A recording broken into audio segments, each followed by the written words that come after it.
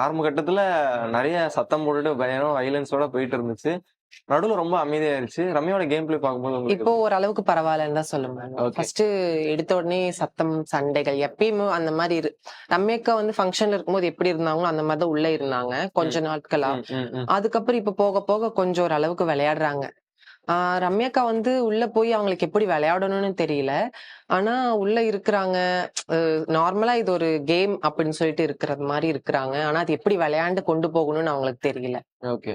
எந்த இடத்துல தப்பு பண்றாங்கன்னு நினைக்கிறீங்க? அவங்க வந்து ஒரு கேம் குடுத்துட்டாங்கன்னா, சடார் சடார்ன்னு கோவப்படுறாங்க.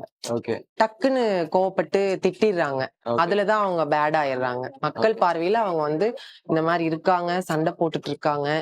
பிக் பாஸ்குள்ள போயி எல்லாத்துக்கிட்டயுமே பேச தெரியாம கத்தி பேசிர்றாங்க, ரகடா பேசுறாங்கன்னு சொல்லி நெறைய கம்ப்ளைண்ட் தான் பண்ணிட்டு இருக்காங்க.